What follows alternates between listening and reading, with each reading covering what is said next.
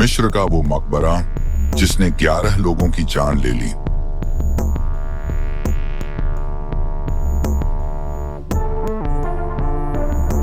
एक ऐसा शाप जिसने पूरी दुनिया को डरा दिया। क्या ये सच है या सिर्फ एक अंधविश्वास?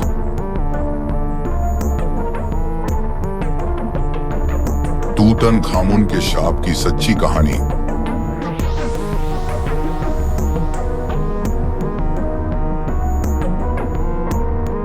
तूतनखामुन प्राचीन मिस्र का एक फिरौन था।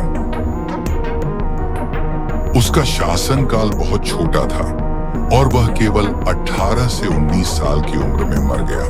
तूतनखामुन की मौत का कारण आज भी एक रहस्य बना हुआ है। तूतनखामुन खुद एक फिरौन था, लेकिन वह इतिहास में सबसे प्रसिद्ध फिरौनों में से एक बन गया, क्योंकि उसकी कब्र KV62 1922 में हॉवर्ड कार्टर द्वारा खोजी गई। इस खोज ने मिस्र की पुरातत्व विद्या में क्रांति ला दी। तूतनखामुन के मकबरे की खोज, शाप की शुरुआत। 4 नवंबर 1922 को ब्रिटिश पुरातत्वविद हॉवर्ड कार्टर और उनके सहयोगी लॉर्ड कार्नारवन ने मिस्र के वैली ऑफ द किंग्स में एक अद्भुत खोज की। 3300 साल पुराना मकबरा जो फिरौन तूतनखामुन का था। यह इतिहास में सबसे अच्छी तरह संरक्षित फिरौनी मकबरों में से एक था। मकबरे के प्रवेश द्वार पर एक प्राचीन शिलालेख मिला, जिस पर हायरोग्लिफिक्स में लिखा था, मौत अपने पंखों पर उड़कर उस पर आएगी जो फिरौन की शांति भंग करेगा। हालांकि कार्टर और उनकी टीम ने इस शाप को अंधविश्वास समझकर नजरअंदाज कर दिया। जिस दिन मकबरा खोला गया, कार्टर का पालतू कैनरी, सुनहरी चिड़िया, एक कोबरा सांप द्वारा खा ली गई। हैरानी की बात यह थी कि कोबरा मिस्र की राजसी देवी वॉर्जेट का प्रतीक था। स्थानीय मिस्रवासियों ने इसे बुरा शगुन माना और चेतावनी दी कि फिरौन नाराज है। 16 फरवरी 1923 को जब मकबरे के आंतरिक कक्ष को खोला गया, तो वहां अकल्पनीय खजाना मिला। सोने का एक 110 किलो का ताबूत, जड़ाऊ हथियार और गहने, अजीबोगरीब मुखौटे और मूर्तियां।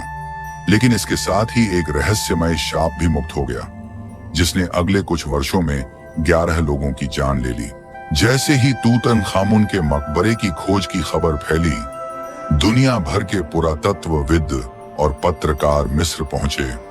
लेकिन यह खुशी ज्यादा दिन नहीं रही।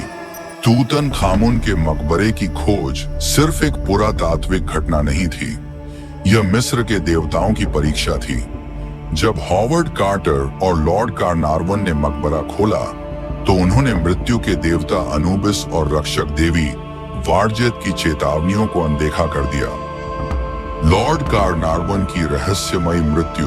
फरवरी 1923 में जब मकबरे का मुख्य कक्ष खोला गया, तो कार्नारवन ने तूतनखामुन की शांति को भंग किया और वह अनुबिस की निगाहों में अपराधी बन गया। एक मच्छर ने उनके गाल पर काटा, उसी स्थान पर जहां मिस्र के संस्कारों में पाप की मुहर लगती थी। कुछ दिनों बाद वह घाव संक्रमित हो गया। अप्रैल 1923 को काहिरा में लॉर्ड कार्नारवन का निधन हो गया। ठीक उसी रात मिस्र के आकाश में बिजली कड़कने के बाद अंधकार छा गया। उनकी मौत के समय काहिरा में बिजली चली गई। मिस्र के लोग मानते हैं कि यह सेखमेत की उपस्थिति का संकेत था। यह किस्सा यही खत्म नहीं हुआ। इंग्लैंड में लॉर्ड कार्नारवन का पालतू कुत्ता भी अचानक मर गया।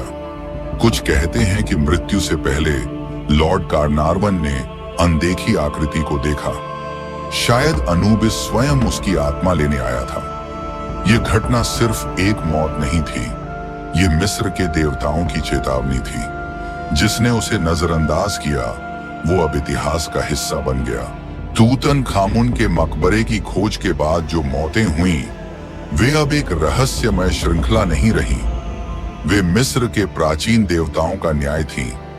उन सभी पर देवताओं का प्रकोप पड़ा जिन्होंने फिरौन की शांति भंग की। मौतों का सिलसिला जॉर्ज जे गोल्ड, जिन्होंने तूतन खामून के मकबरे का दौरा किया और कुछ स्मृति चिन्ह लिए। लौटते ही तेज बुखार और खून की उल्टी से उनकी मौत हो गई। माना गया कि अनुबिस, मृत्यु के देवता, ने उन्हें मृतकों के संसार में खींच लिया। आर्थर मेस मकबरे की खुदाई में शामिल थे और मकबरे की वस्तुओं को छूने का दोषी थे। जल्द ही बीमार पड़े और मृत्यु से पहले अजीब बड़बड़ाने लगे, जैसे किसी अदृश्य शक्ति से बात कर रहे हों। मिस्री मान्यता के अनुसार थोथ, ज्ञान और निर्णय के देवता, ने उन्हें दोषी ठहराया और आत्मा को सजा दी। रिचर्ड बेथेल, तूतन खामून की चीजें ब्रिटिश संग्रहालय में भेजने वाले प्रमुख व्यक्ति थे। 1929 में लंदन के एक क्लब में इनका गला घुटा पाया गया। शरीर पर कोई संघर्ष के निशान नहीं थे। यह मौत सेखमेत के अदृश्य आक्रोश के समान मानी गई, जो अपवित्रता पर क्रोध करती है। प्रिंस अली कामेल, जो मिस्र के राजकुमार थे, जिन्होंने तूतन खामून की मम्मी को हाथ लगाया था, उनकी गोली मारकर हत्या कर दी गई। कहा गया कि देवी वारजेत ने उसे दंडित किया क्योंकि उसने फिरौन के शरीर को अपवित्र किया। मिस्र की मान्यताएं हैं कि अगर किसी ने मृत राजा की आत्मा को कष्ट पहुंचाया तो मिस्र के देवता उसके शरीर और आत्मा दोनों पर न्याय करेंगे। सच्ची घटनाओं पर आधारित कहानियों के लिए चैनल को सब्सक्राइब करना ना भूलें।